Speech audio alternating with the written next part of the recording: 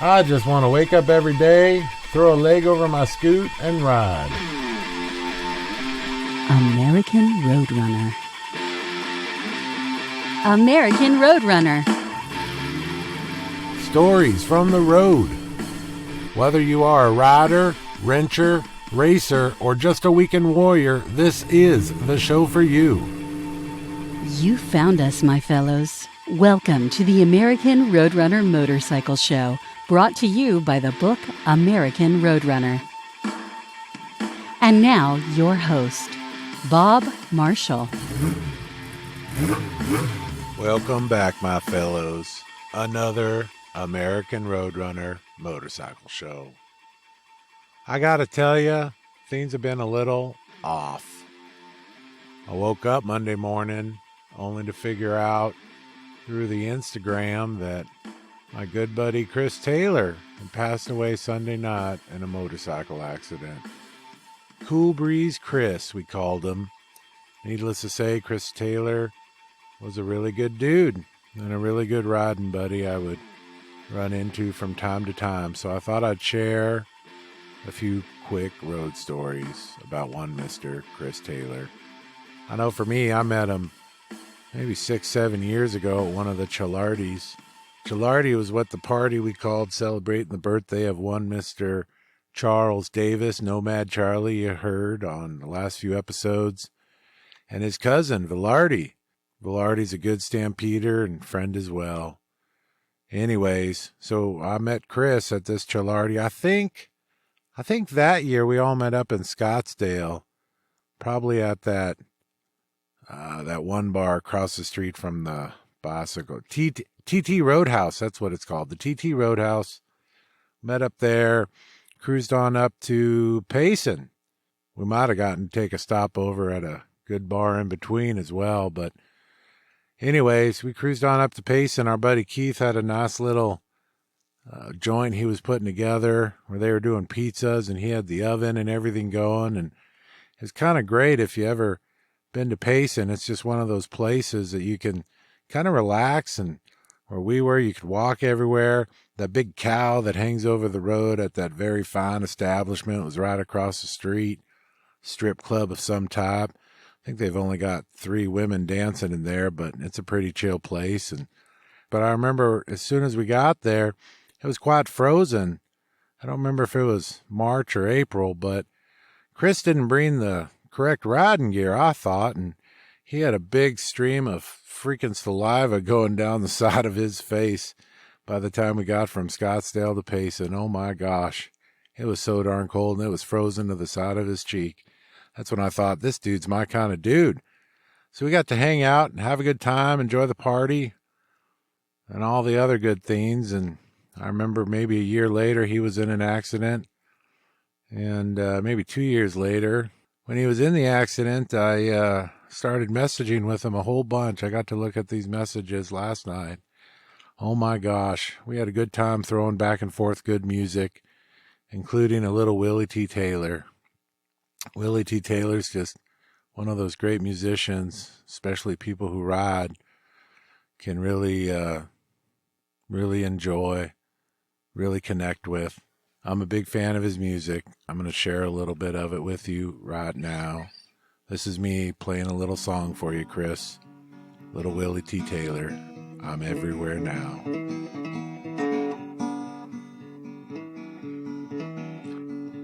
Oh, this death ain't gonna hold me down, 'cause I'm everywhere now. And I'm everywhere now. I'm the pillow for your head, mama. I'm the dreams in your bed, mama. And I'm everywhere now. Now this death ain't gonna hold me down, 'cause I'm everywhere now. And I'm everywhere now. I'm the salt in your tear, child. I'm the whisper in your ear, child. And I'm everywhere now. Now this death ain't gonna hold me down, 'cause I'm everywhere now. I'm the shirts on your back, buddy. I'm the wheels on your track, buddy. And I'm everywhere now. How's that thing gonna hold me down? 'Cause I'm everywhere now. And I'm everywhere now. I'm the banjo for your string, brother. I'm them songs that you sing, sister. And I'm everywhere now. How's that thing gonna hold me down? So I'm everywhere now. And I'm everywhere now. I'm the kiss goodnight, baby. I'm the brave in your fight, baby. The good Lord's with me. There ain't no reason to miss me. I'm everywhere now.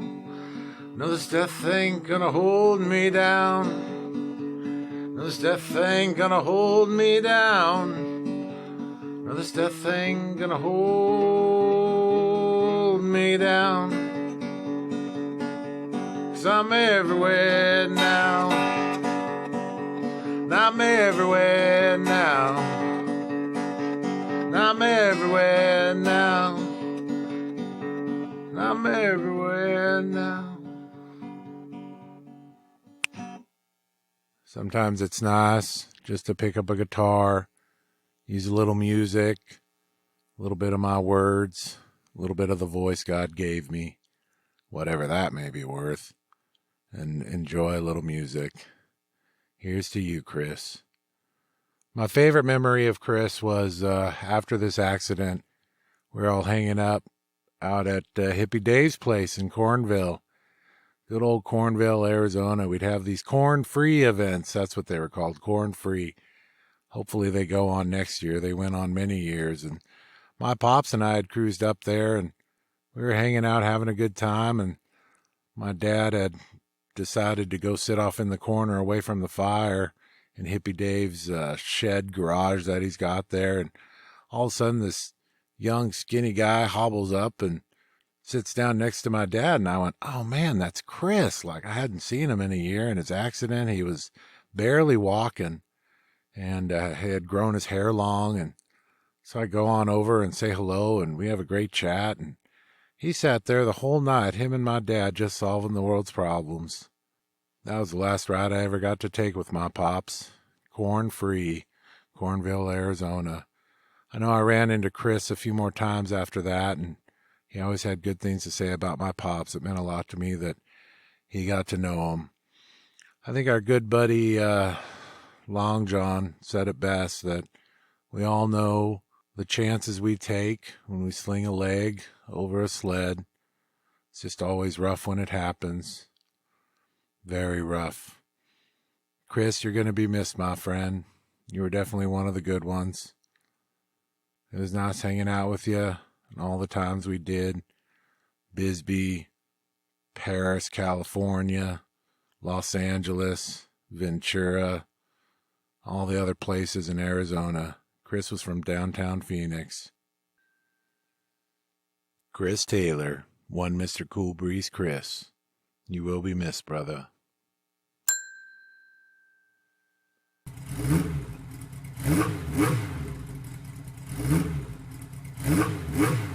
Thanks for letting me share, my fellows. Let's get into a bit of some good news. This one comes to us from Four Corners Motorcycle Rally, the $1 Million Highway Saloon, and our good buddy, Mr. John Oakes. I'm sure y'all remember him from last season. Needless to say, he was giving away a bike, and he wrote this great story, and the great story worked out well. The winner was Caddy G. Congratulations, Mr. Caddy G. He is a winner of the 2020 Lowrider S customized by our friend Steve over at Speed King Cycles with paint by Valley Customs. John writes, in my career, I've had the honor of giving away a lot of motorcycles. The disappointing reality is normally the winner doesn't want or keep the bike. That's not the case with Caddy. He's going to ride this bike. Here is how the surprise reveal went down. On Wednesday, December 9th, we received the winner's name from the Sweepstakes Administration Company.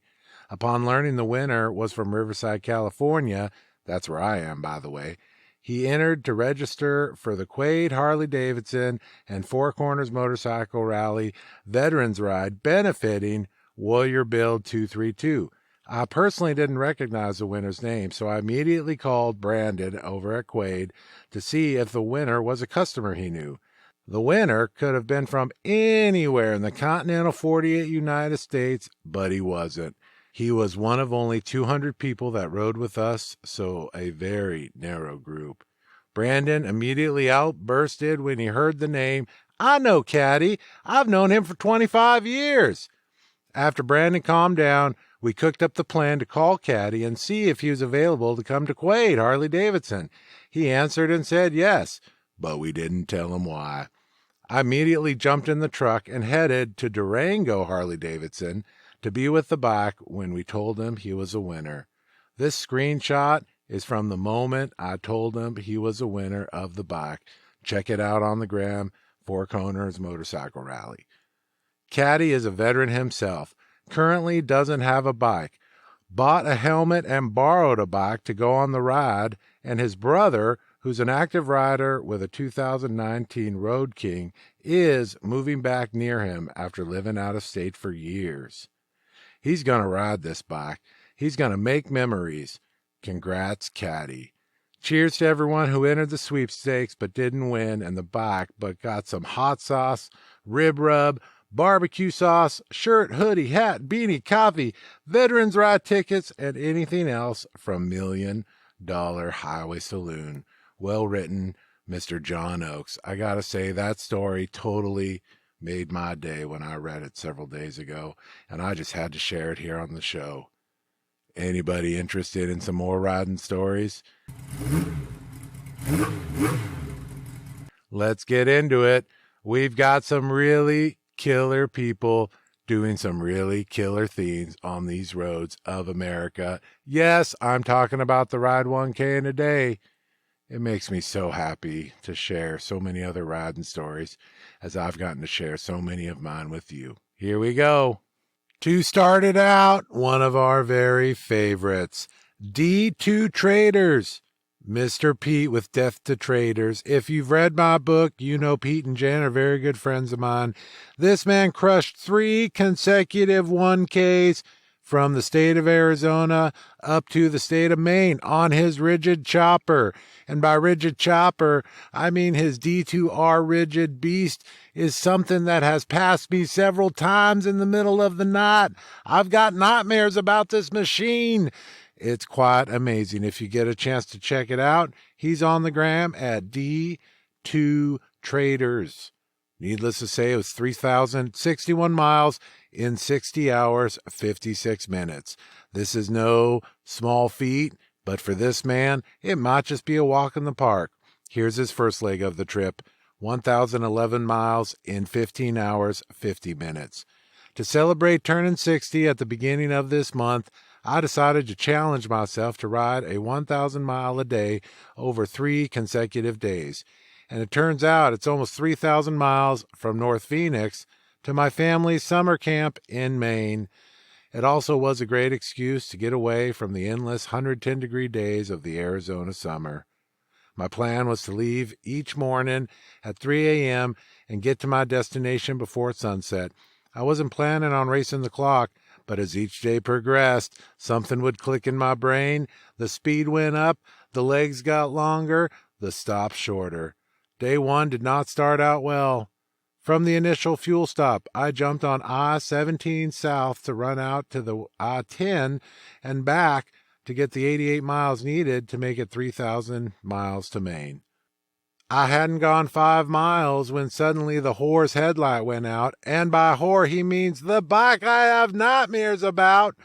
After checking fuses, jiggling wires, changing the bulb, all with no luck, I decided to head back to the house and figure it out in a lit garage. And then the headlight mysteriously came back on. So I decided to press forward, and for the remaining 2,995 miles, the whore ran like a champ.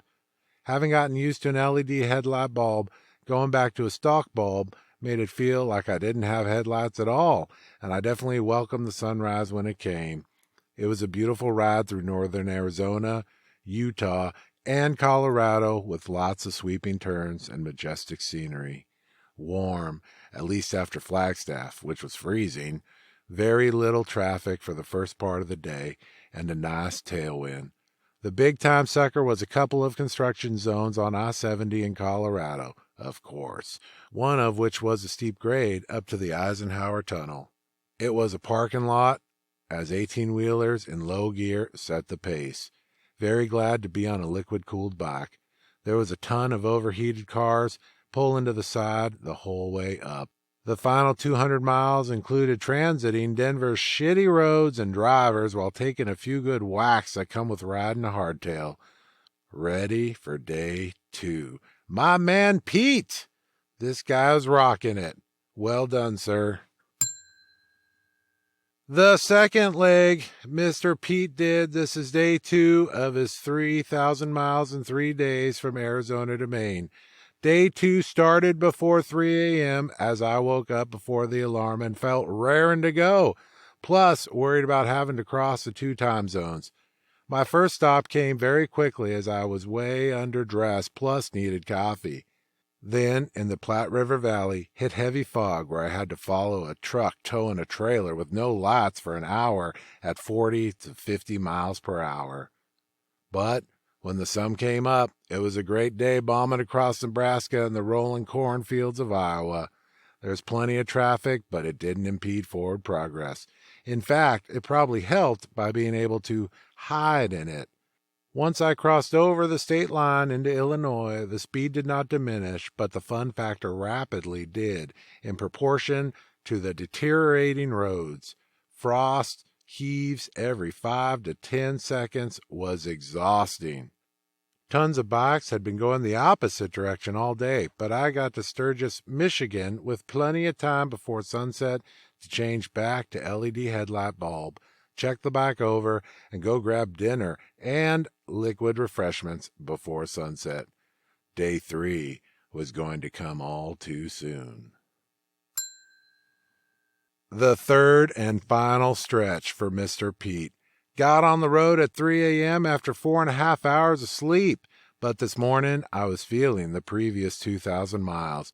I kept stopping for coffee and to warm up, and the riding before dawn showed other disadvantages. Sure, no traffic, but you're the only traffic in prime picking if you try to bomb it, and the state troopers of Ohio, Pennsylvania, and New York have their toll roads on lockdown. For 700 miles, it was slow going, plus by 10 a.m., the road was packed. I for sure didn't think I was getting to Augusta by sunset, but then came Massachusetts. Everyone was driving crazy, and the adrenaline kicked in. For the last 300 miles, it was game on. Full speed ahead and damn the torpedoes, or in this case, potholes. I hit one so bad going around Boston that it almost threw me off the bike, and another one that made it sound like the rear tire popped. I had to stop, check the whore over, and put my mind at ease. By the New Hampshire border, my hands and wrists were destroyed, and the handlebars had rotated back and it felt like they were in my lap. By Maine, there was almost no traffic, and everyone was going 90 plus. I was bombing along at 95 when the only rain on the whole trip hit 2 miles from the finish. A rainbow behind the whore was a nice flourish on a solid ride for a maturing girl with 168,000 hard miles on her.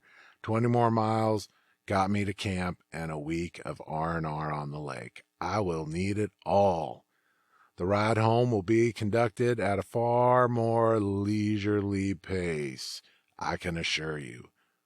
Biggest takeaway, this is a beautiful land we live in, and experiencing it on 2 wheels, regardless of speed, makes it even more amazing. Mr. Pete, thanks for your writing. Thanks for all you do. Congratulations, my dear, dear friend, on completing not 1, not 2, but 3 consecutive days of Ride 1K in a day. Stampede Pete.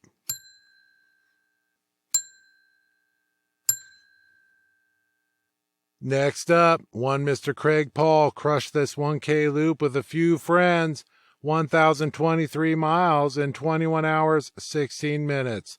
Looks like they had an incredible ride, free of issues and surprises.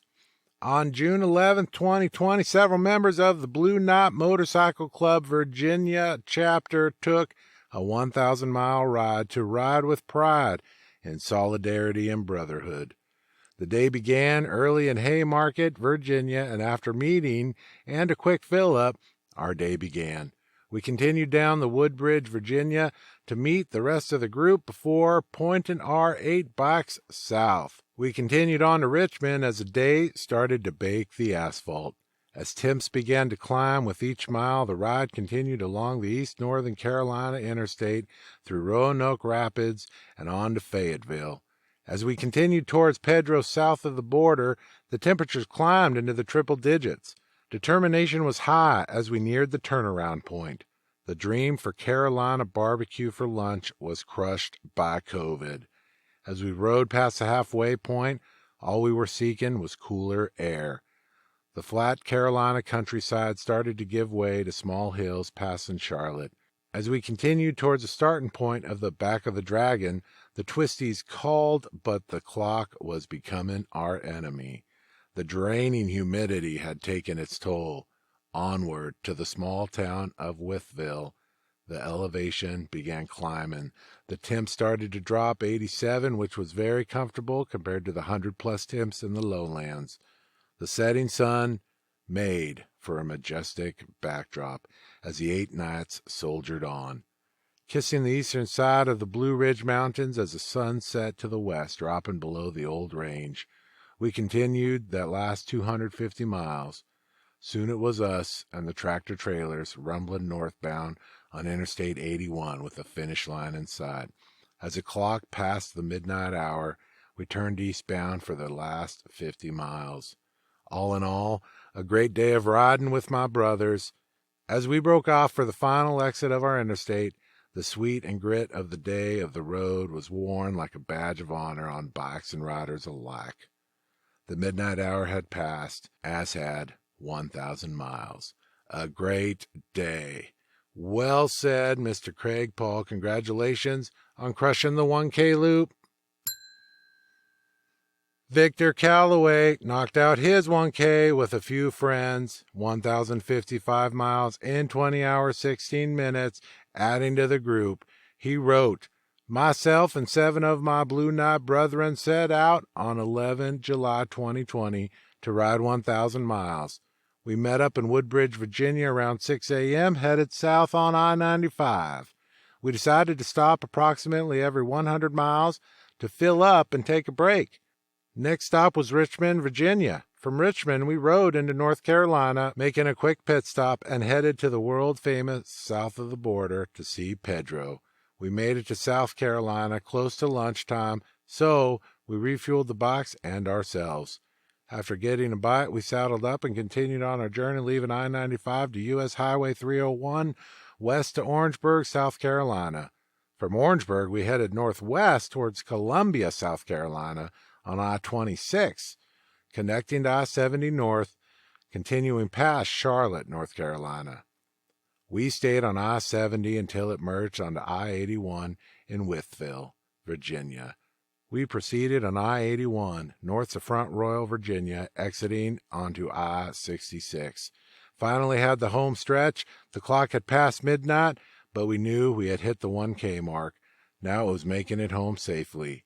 Yes, we did. I arrived home approximately 1:30 a.m., 12th of July, 2020.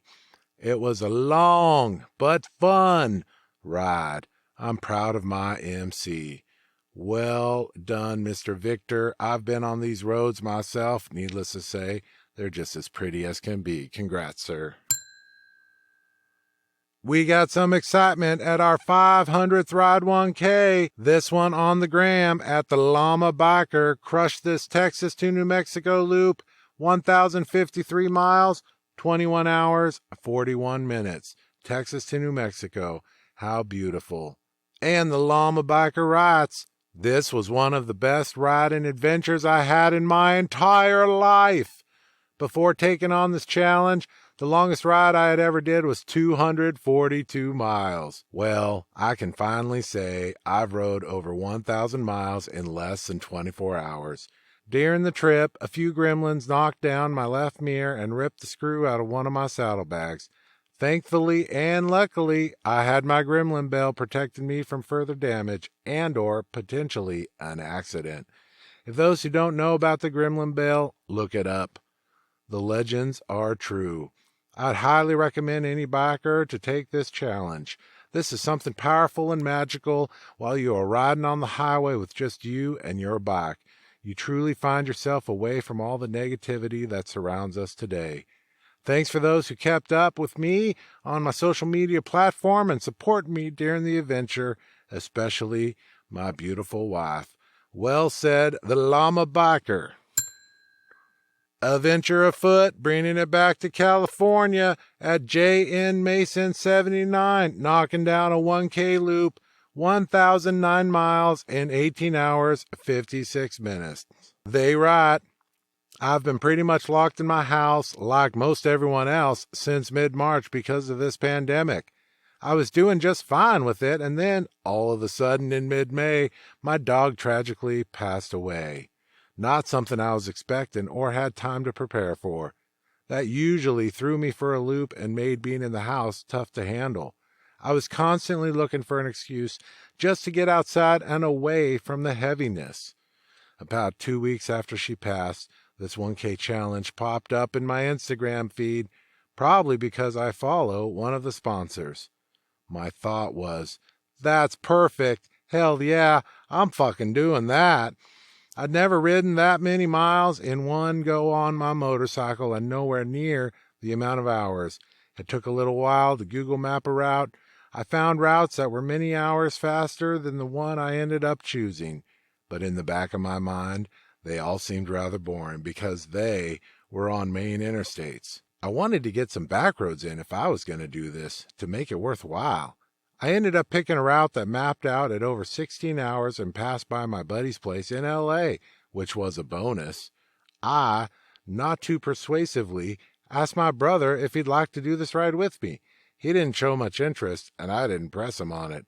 I always kind of knew I'd want to do this solo for some reason. Maybe because I knew if things got painful, I could take it and soldier on and wouldn't have to worry about someone else. The ride was awesome.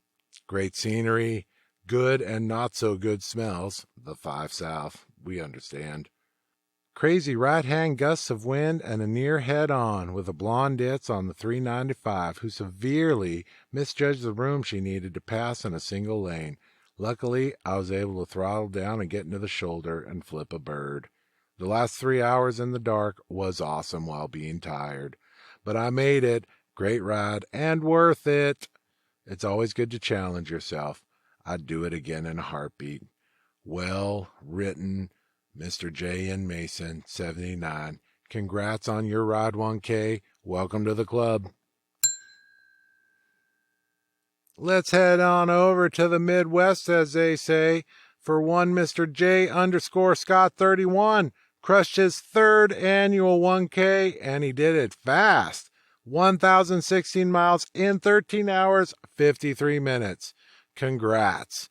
He writes, planned my 1K to meet my wife and stepdaughter in Denver. Couple of days before leaving, the overall speed record was reset, so I figured, why not give it a shot? Well, I set off with the record in mind, but shortly into the ride, construction and weather had other plans. Decided the record was out of reach, but still wanted a personal best pace. Pushed through the rain and dropped the rain gear in Iowa City.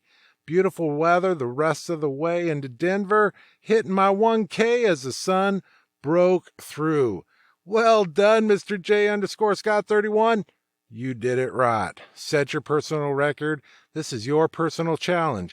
Make it happen. And if you can't keep up with the Stampeders, that's okay. I know the feeling. Endless Highway, crushing this 1K in Manitoba, Canada on his 92 BMW K75 RT. 1,747 kilometers, That's 1,084 miles in 21 hours, 41 minutes. My favorite riding is long distance, preferably multi-day, solo trips, and twice now I've bought bikes sight unseen in faraway places just to have an excuse to ride them home. When first I heard about Ride 1K in a Day on Bob Marshall's motorcycle show, that's me by the way, everybody, I immediately knew I had to do it. Obviously, long distance routes from home are west, east, or south, but once the COVID travel restrictions came down, I had to come up with a route that stayed within Manitoba. That meant going north, much farther north than I'd ever been in a car even. All the roads north of Winnipeg are two-laned, undivided highways, and I didn't expect them to be very good shape either, so I knew 1,000 miles in 24 hours wasn't going to be a piece of cake. I also needed to take into account the fact that there aren't any 24-hour gas stations in that part of the world, so sticking to the schedule would be critical. The other challenge I set for myself, as if riding my first 1K wasn't enough, was to tick off as many sites as I could in pursuit of the Manitoba by Motorcycle at MBBYMC challenge as possible. That means a lot of 5-minute stops for selfies in front of the statues, parks, and historical sites, further straining the schedule.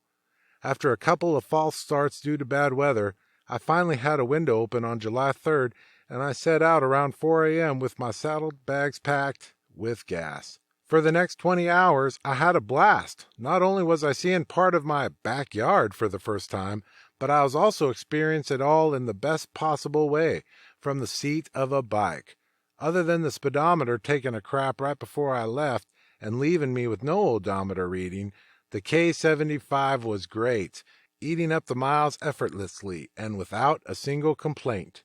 The last 100 miles were pretty horrible, but we won't dwell on them. Made it home safe in just under 22 hours. My advice to anyone planning a similar ride, plan for a recovery day. I needed 2 of them. Well written, Mr. Endless_Highway. Thanks for following the show. Big shout out to you. More importantly, congratulations on doing your Ride 1K in a Day.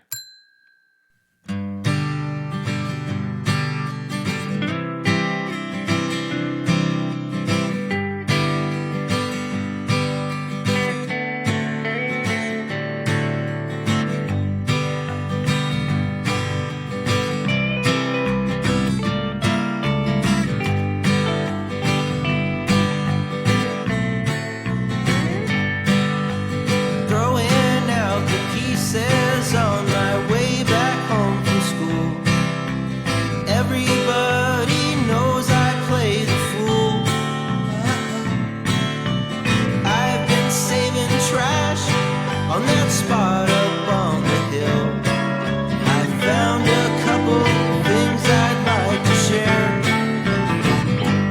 Way up there, oh way up there, I saw my rooster lose his fight. Rider 1 of 3 at Texas Strapco crushed his second 1K with us, his last being in our first year of operation. So it was great to see him back. He did 1,051 miles in 19 hours, 12 minutes. For this one, on his 2018 Harley Road King Special. Man, I bet that thing's sweet. He writes, me and my son-in-law and a friend from work met up to leave at midnight and left right on time. The plan was to head to Little Rock, Arkansas, then over to Oklahoma, but we found out en route Oklahoma was a no-go.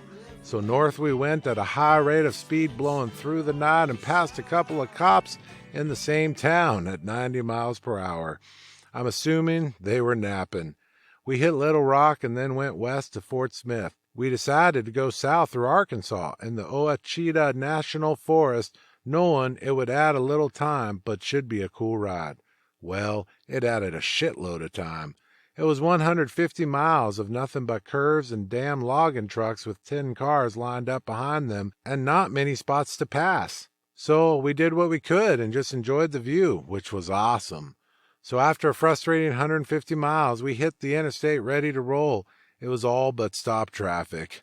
Road work had I-30 down to 1 lane, so we rode the shoulder, dodging construction signs, hundreds of cones, barrels, tire parts, and other road debris. Finally made it past all that to open interstate, and it's hot as hell now. We rode a while until more construction put us back on the shoulder. Finally, it all opened up, and we were back on the fast track home. I must add that the people in Arkansas were great. They were all super friendly and checked out to see if we needed help when we pulled over to take pictures. Overall, we had a great trip. There's something about a friend out front and family behind me barreling down the highway at 90 miles per hour that just makes me feel like I'm living life right. 1,000 miles is a long way, and 18 hours and 47 minutes is a long time, but I don't remember thinking about anything except the ride. It was great. Well done, Mr. Texas Strapco. Let's get to rider 2 of the 3 at Redbeard TX92, crushing the 1K loop with the other friend's 1,015 miles, 19 hours, 2 minutes on his 2018 Harley-Davidson Street Bob. We didn't have anything else to do on a Tuesday night in the land of COVID. That's all he wrote. Well done. That's pretty freaking awesome. Great trip. Glad you got out with some friends and freaking made a day of it in the land of COVID. Congratulations. Rider 3 of 3, Richard Bermudez, knocked out his 1K loop, 19 hours, 11 minutes, 2011 FLSTC. Sounds like these guys had a great ride. He wrote, "Our first ride started at a fueling station in New Caney, Texas, with my friends and his son-in-law at around midnight. I was in the lead, riding my 2011 Heritage, playing some good old rock and roll and listening to the navigation Bluetooth in my helmet. In my opinion, riding at night is extremely good for traveling when you're going long distance because there's not so much traffic. Some of the disadvantages to riding at night includes our limited visibility, which limited us to a distance our headlights will travel. Additionally, road hazards such as tire treads, road gators, and animals such as deer, hogs, dogs, etc. have to be considered at the speeds we were traveling. I tried not to dwell on it too much and just twisted the throttle and let it go. On this trip, we had to stop every 1,000 miles in order to save our behinds from going numb." I'm going to leave that mistake in there. It's a little funny. 1,000 miles. Now, back to our regularly scheduled road story. The sun started to rise and we were almost to Little Rock, and traffic was just starting to feel the roads. So far, the ride had been very fast. Not to mention the roads had been all ours for the most part. A lot of the truckers were lined up bumper to bumper at the rest stops. We took 40 west in Little Rock heading towards Fort Smith and was running about an hour ahead of schedule according to Google Maps. Projected time to travel, the temperature started going up and the sweat started to run down our backs. Our next stop was at a gas station in Atkins, Arkansas. To fuel up and change the route we were taking. We agreed to head south when we got to Fort Smith, which would go through Ouachita National Forest. This route would add a little time, but it was only about 150 miles. It shouldn't take too long. Once we got to Fort Smith, we headed south on 71 down through the forest. This was a very scenic route to ride through, but it added an extra 2.5 hours at a minimum to the trip. The rest of our trip back was a good ride, traveling at highway speeds. Well done, Richard. Congratulations, gentlemen, on making it all happen. There I saw my rooster lose his fight.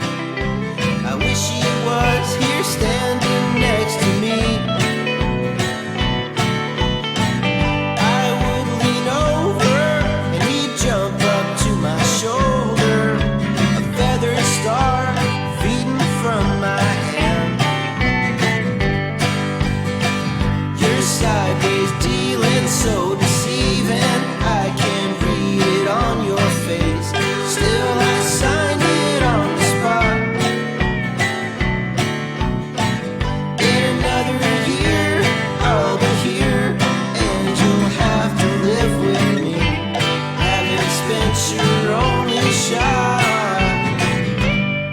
Coming to you from the East Coast, at NYC11282 on the gram, crushing his 1K loop on his 2015 Harley Road Glide CVO.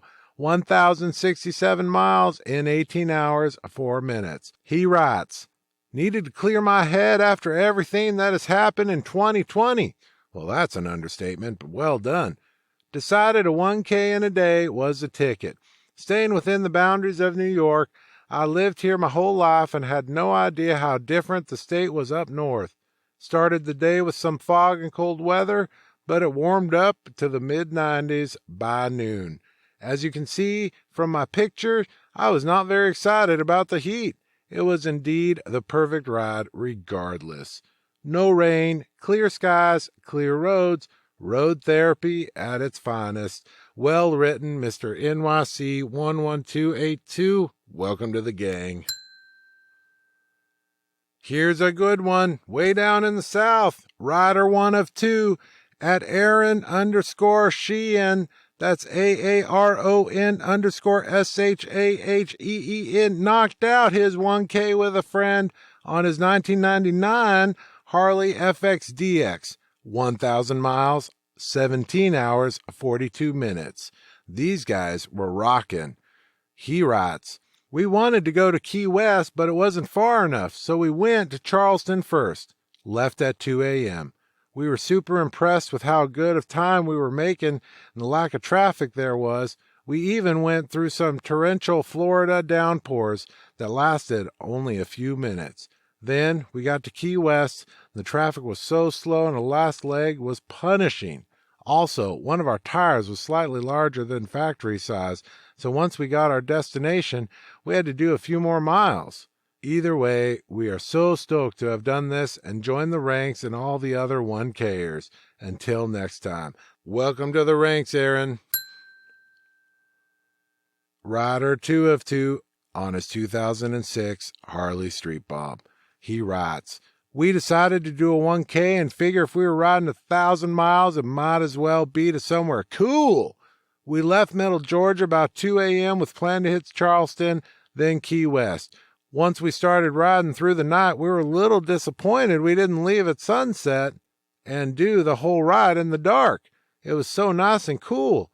The weather said it was going to rain most of the way, but we managed to dodge most of it outside a few quick downpours in central Florida. Once we got to the Keys, however, it was raining the whole rest of the trip. When we finally arrived in Key West, we were greeted with a cold beer and a sailboat to sleep in. Now to start planning for the next one. Well done, Adam. Welcome. Another one from our neighbors to the north. This one at sanjeev.parmar.1232 on the gram. Crushed this beautiful Canadian 1K 1,609 kilometer loop with a friend on his 2004 Harley Davidson Electric Glide. By the way, that's 1,094 miles, 19 hours, 13 minutes. They ride. First official 1K ride. The morning started out cold, but with excitement. Rode hard with beautiful views. Learned where the bottom of the gas tank is. Had to fuel roadside. Got to learn more about a new riding buddy, Aaron McKellar. Enjoyed lunch in Jasper. Had dinner at home. 1,672 kilometers in 19 hours, 13 minutes. Great day. Well written. Congratulations. New friends from the north. Durango Co. gas receipt. 1,000 more miles on the odometer as well. This is at Busted Knuckles SC. Made it up to the Four Quarters Motorcycle Rally for their yearly shindig back in the month of September. 800 miles of it without a shifter arm and reaching down to click it over as needed. That's great. Busted Knuckles SC really earned that beer and 3 entries into that raffle. Congratulations, our old friend, Mr. Busted Knuckles _SC on the gram. I'm sure you very much enjoyed the Four Corners Motorcycle Rally. Back to the West Coast at TL Carter 792. Crushed this 1K, his second with us on his 1993 Kawasaki KZ1000P with skis attached. I'm a big fan. You know how much I love my cop bikes. 1,000 miles in 24 hours. Time zone changes accounted for. He hit both on the nose. I shit you not. I checked his documentation a few times. Congratulations on another one, Tyler. Another great ride at TL Carter 729 on the gram. He wrote, after 2 years on my way home from a ski trip in Mount Adams, I decided it was time to plug my Speedo cable back in and watch the miles rack up again. Thinking I had plenty of time, I stopped for a little shut-eye just outside Boise. Something I'd regret the next day when my clutch push rod actuator came apart. Yeah, I've been there. After dealing with that, I had almost 6 hours to cover 400 miles. I picked the straightest, fastest highways I could and came in just under the wire, with zip ties holding my clutch actuator together. Well done, Tyler. Congrats on rocking your awesome KZ1000P. We might have a new record coming up.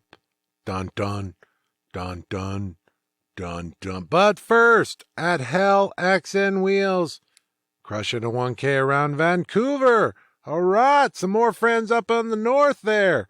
2019 Harley-Davidson Sportster 1200, 1,610 kilometers. That's exactly 1,000 miles, FYI, in 21 hours, 12 minutes. They write, what a ride, 1,000 miles on a Sportster. Started off the day by waking up at 3 a.m. after only a few hours sleep with a vicious sunburn from a day on the lake. It would have been easy to say another day, but God hates a coward.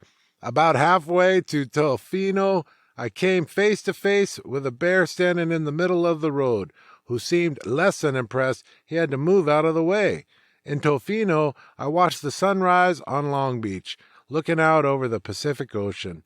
After a quick pit stop, it was back the way I came and up to Gold River. The road from Campbell River to Gold River is one of the best roads I've ridden here in Vancouver Island. At this point, it was scorching out.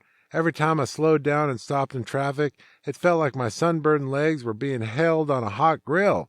Next stop was Port Hardy. I'm lucky I brought my extra fuel canister. Otherwise, my day would have ended on the side of the road in a remote area with no cell reception. I made it to Port McNeil on fumes. A quick ride from there, I was at my furthest point north, Port Hardy. I was already behind schedule, so I filled up and turned around to put down some miles. Next stop was all the way down to Lake Cowichan, where I'd start the Point Renfrew loop. This is the point where fatigue started to set in, physically and mentally. About 15 minutes to Lake Cowichan, I was only 2 minutes away from my house, and it was tough not to just pack it in at that point. But I pushed on. It was pitch black out at this point, and the Port Renfrew Loop is a poorly paved logging road with no cell reception. If there's ever was a time not to crash, this was it. After a few sketchy moments from gravel-covered corners, I made it through to Point Renfrew and then back to Souk. One quick fuel stop, and I was heading up to Malahat towards home. Ended the journey where I started for 1,000 miles, that's 1,610 kilometers, in 21 hours, 12 minutes. Already planning the next one. Well done, sir. Welcome to the club at Hell XN Wheels on the gram. And boy, I hope I said all those cities right, because they sound like awesome, beautiful places I need to visit on two wheels sometime soon.